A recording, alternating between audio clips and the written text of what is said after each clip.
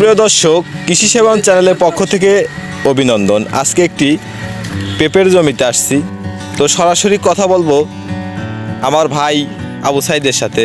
তো ভাই, এটা কোন জাতের পেঁপে ভাই? বাবু, এটা হচ্ছে বাবু জাতের পেঁপে। তো এই পেঁপের মোটামুটি রোগ প্রতিরোধ ক্ষমতা অনেক বেশি। মূলত পেঁপের যে অন্যতম ক্ষতিকারক ভাইরাস মোজাইক ভাইরাস, এই মোজাইক ভাইরাসের বিরুদ্ধে লড়াই করতে সক্ষম। এই পেঁপে যারা চাষ করছে বিগত কয়েক বছরে, তারা আল্লাহ রহমতে সফলভাবেই এর ফলন পেয়েছে। তো বাবু জাতের পেঁপে সর্বোচ্চ উচ্চ ফলনশীল।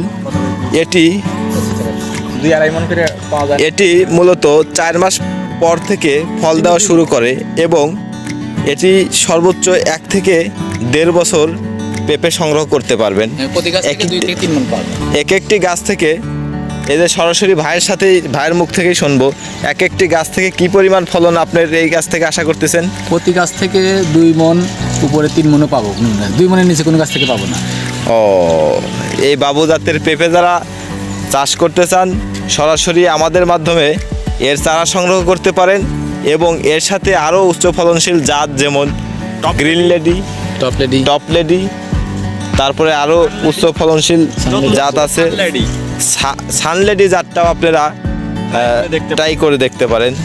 তো দর্শক শ্রোতা, আরেকটি বিষয় বলবো, পেঁপে গাছের পরিচর্যা কিন্তু অবশ্যই আমাদের দ্বিতীয় আরেকটি ভিডিও এই বিষয়ে করা হয়েছে।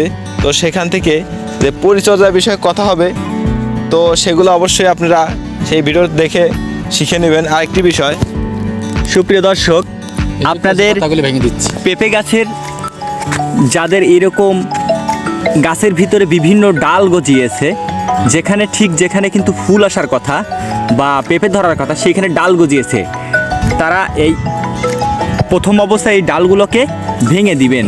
ঠিক আছে, এই যে ভেঙে দিচ্ছেন, এই যে এগুলা ভেঙে দিতে হবে, ছোট ছোট যে ডালগুলো, এগুলো ভেঙে দিতে হবে।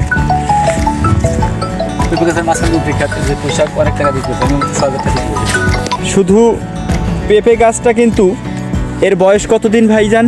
এর বয়স 3 মাস, 4 মাসে ফল। এখানে লাগানোর পর কতদিন হয়েছে? 3 মাস হয়েছে। 3 মাস হয়েছে।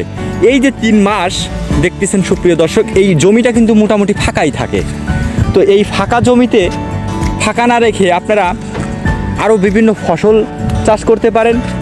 তার মধ্যে একটা অন্যতম ফসল হচ্ছে আপনারা টমেটো চাষ করতে পারেন। আবার দেখেন, আমার এই আবু সাইদ ভাইজান এখানে চাষ করছেন হচ্ছে পুঁই শাক। বিক্রি শেষ, তো কাটা শেষ হয়, মোটামুটি বিক্রি শেষ। কি পরিমাণ পুঁই শাক এ পর্যন্ত বিক্রি হয়েছে? 1 লাইল করে লাগাইছিলাম মাঝখান দিয়ে। 1 লাইল করে পুঁই শাক লাগাইছিলেন না? 6,000 টাকা বিক্রি হয়েছে। 6,000 টাকা বিক্রি হয়ে গেছে। দেখেন সুপ্রিয় দর্শক, এই পুঁই শাক না লাগালে কিন্তু আপনারা শুধু পেঁপে যারা লাগান, তাদের জন্য আমরা পরামর্শ হচ্ছে যে আপনারা ভিতর দিয়ে পুঁই শাক লাগাইতে পারেন। সাথী ফসল হিসেবে আপনারা আরও লাগাইতে পারেন টমেটোটা। এই যে রোজার ভিতরে যে টমেটো, আবার শশা লাগাইলে লাগান যায়, কিন্তু শশা লাগানোর ক্ষেত্রে দেখা যায় কি, শশা এখনও আপনাদের ওই আগাম যে শশা, ওইটা লাগাবেন, যাতে এতদিনে আপনার শশাটা উঠে যায়। এই দেখেন, আমাদের ভাইজান একটা গুরুত্বপূর্ণ কাজ করতেছে, সেটা হচ্ছে ডালপালাগুলা সেগুলা যেখানে ফুল আসার কথা, সেইখান থেকে ডাল বের হলে সেই ডালটাকে ভেঙে দিতে হবে। আর সেই সাথী ফসলের কথা বলতেছিলাম সুপ্রিয় দর্শক, এই দেখেন এখনও কিন্তু এই পুঁই শাকটা কিন্তু এখনও মাঠের ভিতরে বিদ্যমান আছে। প্রায় আরও মাসখানেক রাখলেও সমস্যা নাই। কিন্তু আমরা এই পেঁপের জন্য কিন্তু আমরা আর সর্বোচ্চ 20 দিন 15 দিন রাখবো। সুপ্রিয় দর্শক, পেঁপে গাছের সকল পরিচর্যা বিষয়ে আরেকটি ভিডিও করা হয়েছে, আপনারা চ্যানেলটি থেকে ঘুরে এসে ভিডিওটি দেখে আসুন। দর্শক শ্রোতা, কৃষি বিষয়ক সকল প্রকার ভিডিও পেতে আমার এই চ্যানেলটি সাবস্ক্রাইব করে পাশে থাকুন এবং ভিডিওটি ভালো লাগলে লাইক করুন। ধন্যবাদ সবাইকে। আসসালামু আলাইকুম।